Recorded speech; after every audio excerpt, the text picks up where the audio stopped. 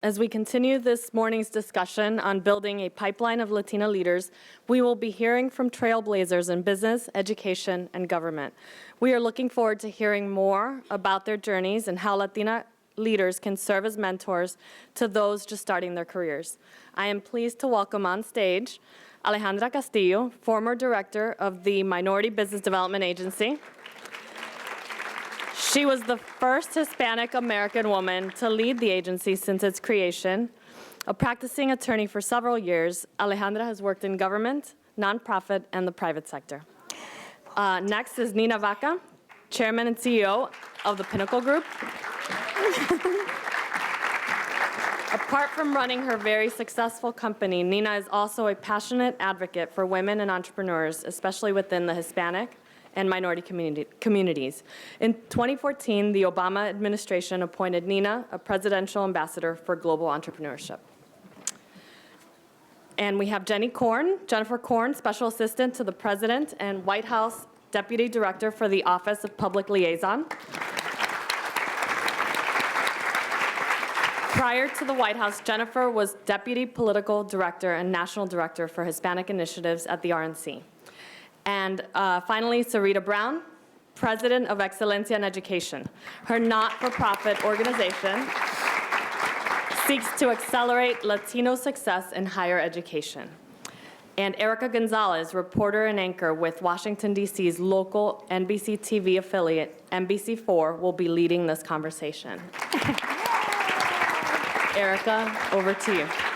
Thank you. Good morning. Buenos días. ¿Cómo estamos? Yeah. This is an exciting day, an exciting panel, lots of questions, and so we want to try to get to everybody a couple of times, okay? And of course, we're going to have your questions a little closer to the end, so start thinking of what it is that you really wish that you had the opportunity and that you hope you don't wait any longer to ask somebody and really hear heart to heart what it takes to get through those doors and to really get where you want to be. So we're going to start first a little bit more broad, and then we'll zero in. So I want to hear, and anybody can either raise their hand or chime in, say, I got this, whatever you'd like.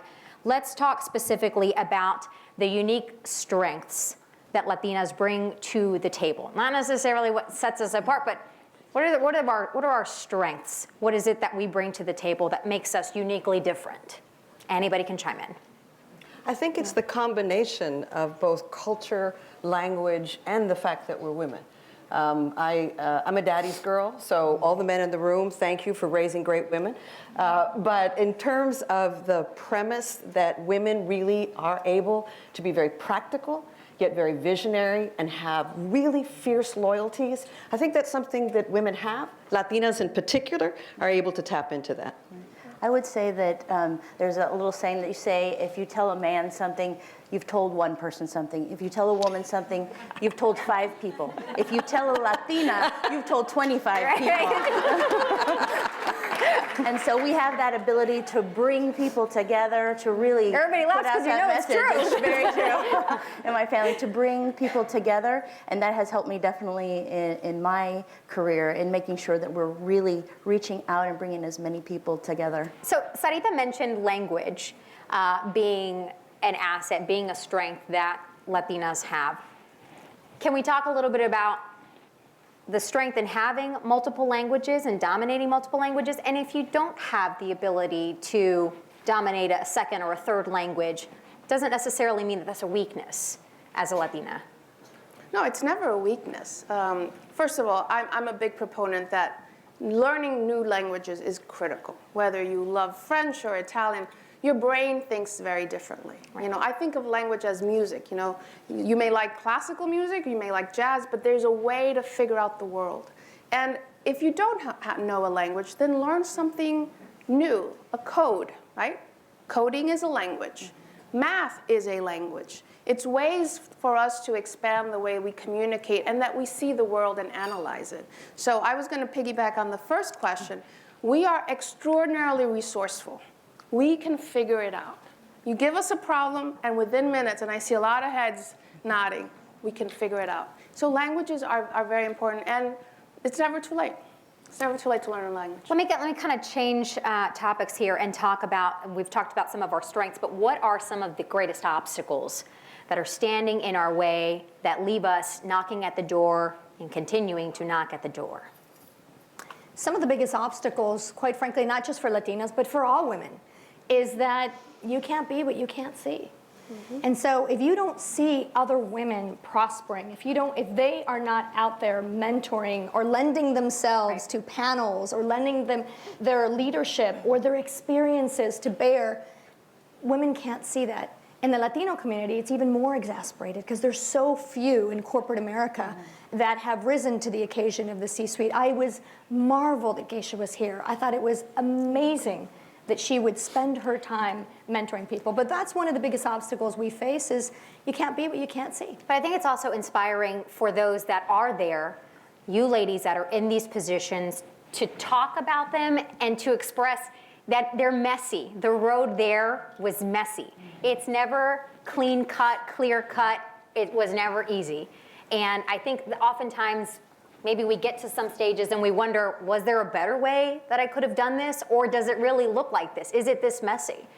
So I think it's important that you said that. I want to try to ask you all some specific questions based on your backgrounds and your career.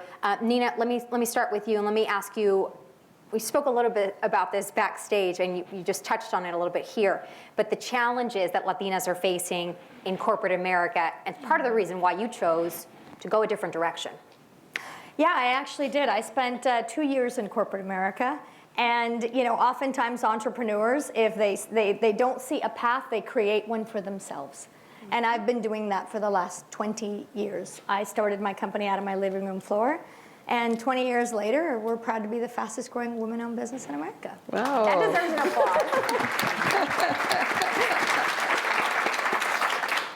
applause. Okay, Alejandra, let me ask you about the unique strengths that Latina business owners have, not just on a local scale, let's talk globally. Sure, and I think Nina alluded to this. When we find ourselves in difficult situations, again, we make it happen. Therefore, we start our businesses. But our challenge is not starting the business, it's helping them grow. And that's where we really need to hone in. And as our economy continues to change, where you're more innovation-driven and more technologically driven, we really need to look at the business community from the lens of technology. And how do we incorporate that? So I love the fact that Latina-owned women are the fastest growing in number. My concern is how do we help them grow in scale? Because that's where the job creation starts, right? And that's where the sisterhood for entrepreneurs, Nina does a fantastic job mentoring other Latina and women-owned businesses. We need to learn how to leapfrog that learning curve, because if we start small, it takes us forever. And I know that you've had an amazing journey, but how wonderful had it been if you had been able to shorten that from 20 years to 10 years, right? And that's where we really need to create this ecosystem to help our Latina-owned businesses So let's grow. say, Alejandra, that you do have this dream, and maybe you're blessed with having a mentor, somebody like yourself. So you've got those boxes checked, and you want to start this business, and you want to take it on a grand scale. How do you connect to get the funding that you need to move this dream along? Sure. So the access to capital is the #1 problem for businesses. And let me tell you, there's a lot of capital. So it's not that the availability of capital, it's how do we access it. And that's where, Jenny, who is now at the White House, and people who have served in previous administration have been working really hard to make sure that the capital in this country is democratized. So it's not just the people who have always had capital, but those who are seeking it. So you have the SBA, but you also have other alternative capital sources. And technology is, the whole conversation of fintech is something that we need to monitor, because that's also going to change the way that banks and lending institutions are actually engaging Latino-owned businesses. Sarita, let me turn to you and ask you about some of the barriers facing Latinas in attaining their higher education and moving through and attaining more. There are barriers, but what is exciting today is that there's also a body of knowledge of how to overcome. And hearing these comments, which are pretty much in the business sector, you can take all of the strategies and apply it to what we might call intellectual entrepreneurship. Because the changes within institutions of higher education, within the educational system, fundamentally are the same. And that the idea of how do you get capital, so capital is allies, so whether it's in the K-12 system or whether it's in post-secondary, who are the professors, who are the student affairs professionals, how can they tell you what best to do so that not only your course sequence, but also how to get financial aid, how to move forward. All of those things are better mapped today than they've ever been. And the opportunity to be able to use those lessons learned and to go forward is very high. I can't help, though, but seize the moment, because also you have great nonprofit organizations that you can turn to, and coincidentally, 2 of them are led by women who happen to be sitting in the front row. And so I would ask them to stand up, because in terms of what they do, in terms of scholarships for students, leadership and mentoring, they are examples. What I'm doing right now, this is what all of us can do. Órale, stand up.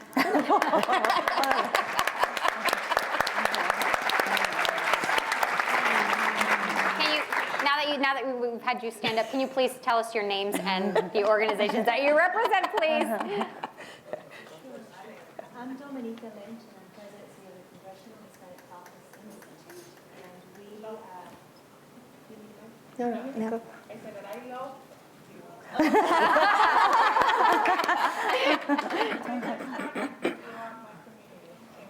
well, you know, my life's work has been working with young people. I've done it for the last 10 years.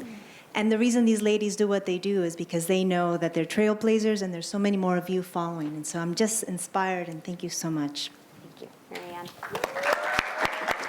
Buenos días, Marianne Gomez Horta, President and CEO of the Congressional Hispanic Leadership Institute. Thank you. May I just say that I am a product of CHCI. Had it not been for CHCI, I would not be in Washington. And I won't disclose what year, but let's just say that it is, these 2 ladies are doing unbelievable things in this town. And that's the sisterhood that we have. When we talk a little bit about educational barriers, can we also talk about, I think I was fortunate enough to have some good mentors when I was in college, and I knocked on some good doors and got some good answers at school. At home, can we talk about the barriers that we face? Can we be really honest here? Sure. La familia, mom, dad, the grandparents that are super nervous and scared about you going off to fulfill your dreams, to go away from your home, to leave the family, to abandon everybody, my word. They're honest to goodness in our community. They're very real struggles, and they're difficult conversations to have. How did you all address those conversations, and what would be your advice to those sitting here with us today in having to say, I love you, but I'm gonna go? Are you sure those are your words? Those are my mom's words. No, I think it's a very real thing, and 20 years ago, it was even more of a barrier. Right. I think we're getting through, as our generations come through, we're getting a little bit away from that. But I remember I got a scholarship to Pepperdine University, and you could sign up to go to Washington, D.C. to be an intern. So I signed up, and I got accepted. It was so exciting, and my mom was gonna let me go, and she was very nervous about it. But my grandmother, it was my abuelita, who was like, I can't believe that you're going to let her go all the way across the country. I mean, she made it sound like I was going to Saudi Arabia. You know, it was just like the worst thing, and it was a barrier to me. And so one of the things I've been doing is I bring as many Latina groups together to talk to them about how to talk to their family, and that it's okay to let go and still be close to my family. I mean, my family is all still in Los Angeles, and my mom, I feel guilty every day that I'm not there. But it's one of those things, if you know what you really want to do, you need your family support, and you need to explain to your family, this is what I need to do, and it's to help elevate Latinas as a whole. I mean, I'm so proud that, you know, I didn't have a mentor growing up. I mean, my dad was my mentor, but he hadn't gone to college, my mom hadn't gone to college, and so, you know, I just knew I was going to college. I didn't know what it was, but I was going when I was 5 years old, so, and then that opened up so many other doors to eventually work in the White House for the second time now, and, you know, it's but the biggest thing to me is then, because I didn't have the mentor outside in the workforce, is for me to be a mentor to other Latinas. And I'm so proud that one of our Latinas is here, Alejandra Castillo, who's in the back, who's only 26 years old and already our office manager and doing amazing things. And we, just being able to bring more Latinas in and mentor them as they go through their experience and help them. In your experiences, I'm sorry, go ahead, Sarita. And I also think that there's a great opportunity for us to bring our loved ones with us. It doesn't have to be that we leave them behind. Yes. I mean, the opportunity, because our numbers are greater, Right. to be that bridge and to help our families. Right now, Excelencia has a whole series of Latino grads 2017 and on our social media stuff. And what you see are the abuelita and mama y papa and all the other family members there. And as somebody who is looking at recruitment, you recruit all of them. I mean, in terms of the economy and what we need in terms of talent, we need talented people. We need trained people. And that isn't a specific age group, but for us who are opening the doors, bring the family with us. And can I add to that? That's a beautiful statement. You have to bring your family with you. And at times, and I'm going to be very, very blunt, and at times you need a little distance. I will confess that at one point I divorced my family because when you're in Washington, D.C., and I'm just going to speak about Washington, or in any other industry, and you are invested and you're drilling down and you're making it happen, the drama of family at times, they don't understand what you are going through. I ate a lot of cereal when I was beginning in this town. But then you create new family. And I need to recognize Milady Guilarte and Jordan Valdez and Federico de Jesus and so many who are in this audience today. Those are my Washington family. They're the ones I call, and I see Abigail as well. They're the ones I call and I reflect. My family from home is the ones that are closest to my heart, but they don't understand this world. And sometimes it can be very lonely. But you have to protect yourself. And in our communities, mental health is not an issue we talk about. You have to be whole all the time, spiritually, physically, intellectually. And family at times needs to understand that, or you have to get some distance. So I had to be very blunt because this is a tough town. It's true. It's a tough town. It's very true. Jenny, let me come back to you. Nina, sorry, go ahead. I know, but do you understand? See, we said one word, family, and everybody has something to say about it. I'm like, pick me. Go for it. No, I just wanted to comment as I'm listening to my colleagues speak, and I'm listening to the audience, and I'm watching. I go back to your very first question of what is the uniqueness that we bring, Yeah. and it's so passion.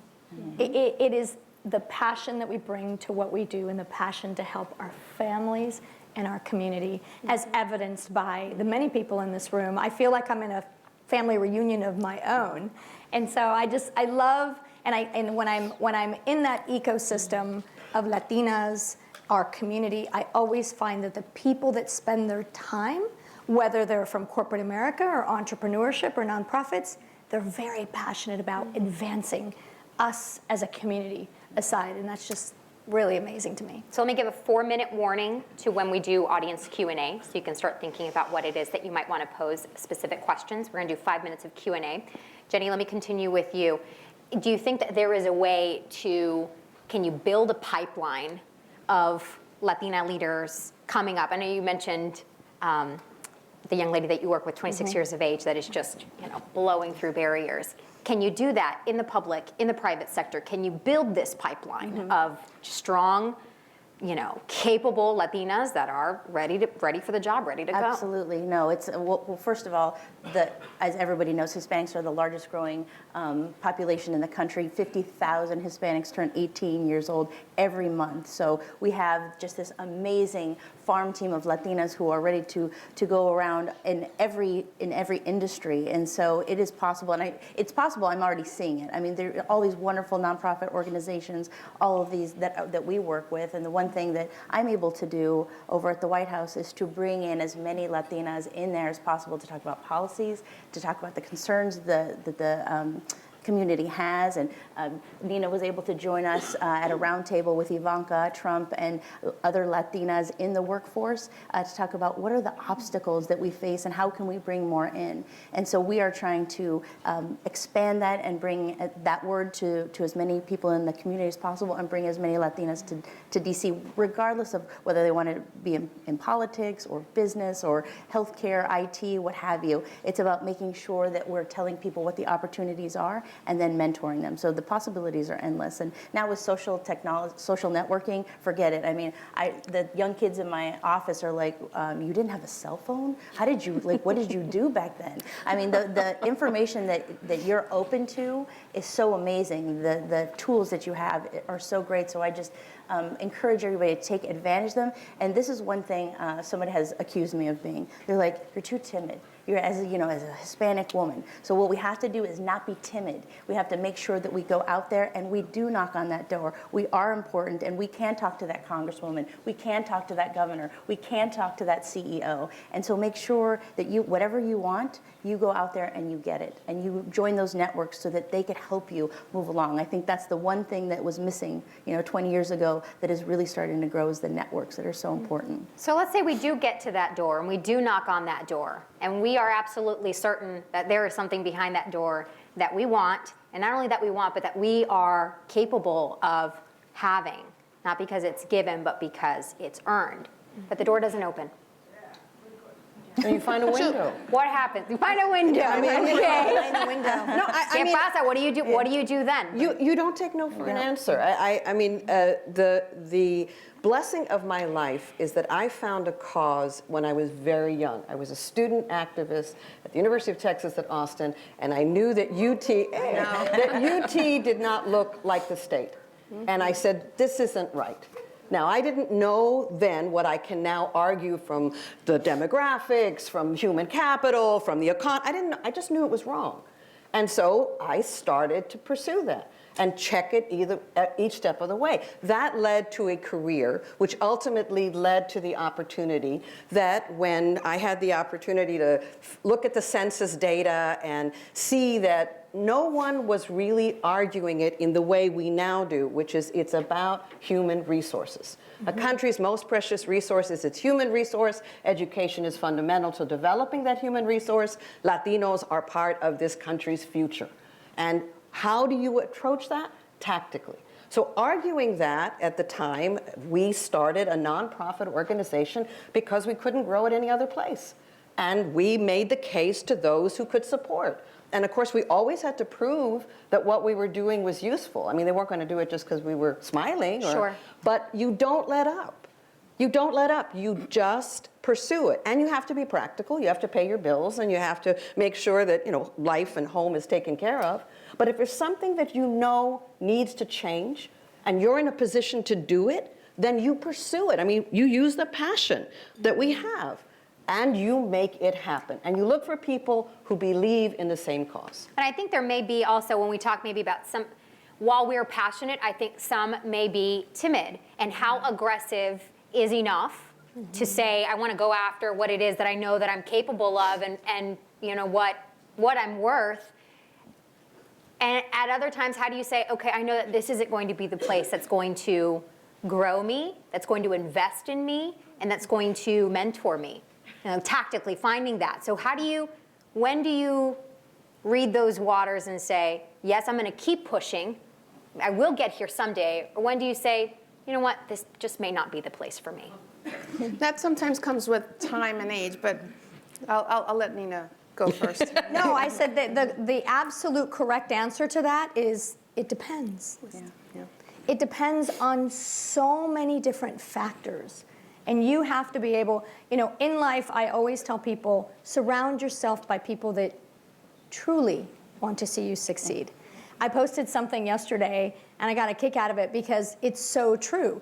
Girls compete with each other. Women empower each other. And you have to figure out, thank you.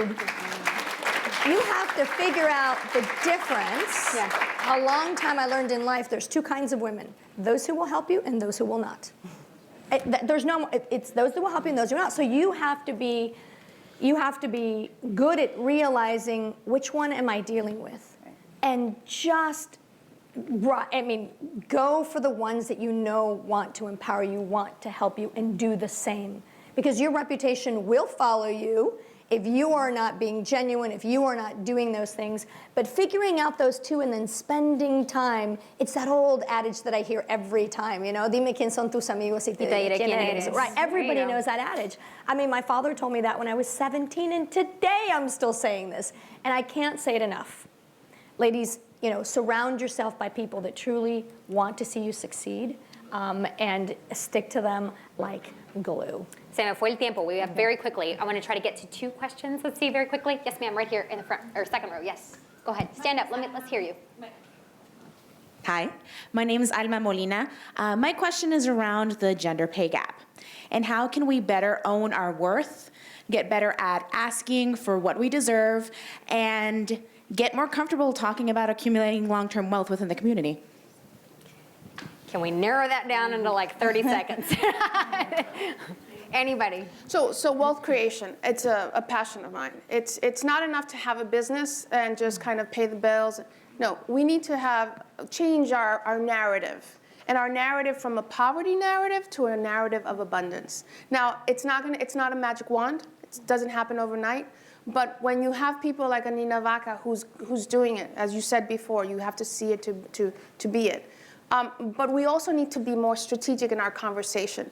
In this country, we live in a capitalistic society. It is capital that moves. So whether it's pulling our money and creating a business and helping others, whether it's scaling it, we need to talk about scale, whether it's being in an industry that is beyond just the grocery store, we need to start thinking about that. And I would be happy to connect with you. That's the other thing. Let's connect. Mm-hmm. If you want a friend for life, ask for a favor. As Latinos, we don't know how to ask for help. So I am encouraging you. Bombard us. Don't take it personal if we don't answer immediately. But we will eventually connect with you. That's so good. I think it's really important, though. It took me 10 years to ask for a raise. Like, it was very hard. Like, I don't want to do that. I don't want to ask for that raise. So you just have to, get the cojones to do that. But the thing, be prepared. What is your worth? What you bring to the company? What have you seen? Be knowledgeable about what other people are doing and what you are doing and your value added to the company. And not because you're a woman and not because of this, because I bring this to the company and this is what I ask, and you need to be bold about it. And you have to practice it a couple times maybe in the mirror before you go into your boss to ask, because it's some of us just don't naturally can do that. But that's the one knock on us, right? Men can just go in there and go, I'm worth this and I want you to pay me, otherwise I'm gonna walk out of there. We're sort of afraid of doing that. We need to put it on the table, but we need to be prepared and say this is what our worth is. Let's do another question from the audience. Yes, ma'am. Hi, Alejandra. So a common theme of today has been believing you can be something that does not yet exist, and that is not an easy thing to do. Mm-hmm. I believe you guys all became what did not exist. Can you talk about a moment when you failed on that journey, a specific moment, experience, and what you did to pick yourself back up? I remember very well when we were starting Excelencia, the commitment that we received from a significant funder fell through. The person had made a commitment, but ultimately wasn't in a position to activate it. And there was the need for sincere gut check, because the rational part is, if you don't have the funding, then you really shouldn't do this. Mm-hmm. And I had come here thinking I was at some point going to go home to Texas. This was a good time with my tail between my legs to go home. And, and I said, I don't do well with what ifs. I accept when I can't change something, but if I'm going to wonder for a really long time. So I thought, how long could I reasonably invest myself, my own resources? I had just adopted my daughter as a single mom. And I said, I have to give this all that I think is reasonable, and then it's finite. So I said, it'll be 1 year. If in 1 year we can raise the resources to make the organization fly, then not only we will have succeeded, but we'll have the feedback from the market. And if the market tells us no, it might be a really good idea, but we'll go home. And in that first year, we raised the resources. Now, I'm not saying that I knew it was going to work, but what I knew was that I would be at peace with that outcome. And then I could redirect and spend my energy someplace else. Because the things that we want to do, there are probably 1,000 ways to get them done. Right. There's a lot of ways to get them done. But the way to figure it out, looking for the window, you keep looking so that you can spend your life's energies and the things that you decide are important, that you pursue them. I just want to add real quickly. Sure. I'm so glad you asked that question. Every one of us has failed. You cannot be afraid to fail. It's okay to be discouraged. I always say embrace the terror. So when you're at that lowest moment, just embrace it. Go, yep, I'm in it. This sucks, but I'm going to pick myself back up. And sometimes I allow myself to have 2 or 3 days where I'm like, this is pity party, okay. And then you say, all right, I'm going to get back up and I'm going to do this. One very quick story, I ran a state assembly race and we won, but they didn't have enough people on staff to hire me on from the campaign. I didn't have a job, a regular job for 6 months. I was on a little bit unemployment, a little bit here. I took a job at a political consulting company calling people to see if they wanted yard signs. I went from a strategist to calling people if they wanted yard signs because it had anything to do remotely with what I wanted to do. And guess what? That helped me. That was a really yucky 6 months, but I met some people through that got me to my next job. And so sometimes you have to do things that you maybe don't want to do, maybe aren't the most glamorous thing, but just do that gut check and no, this is not going to be me in a year, You in get 2 some years, grit in from 3 it. years. Absolutely. All right, ladies, Nina, Alejandra, beautiful message. Sarita, Jennifer, thank you all very much. Thank you to our audience. That was a beautiful message.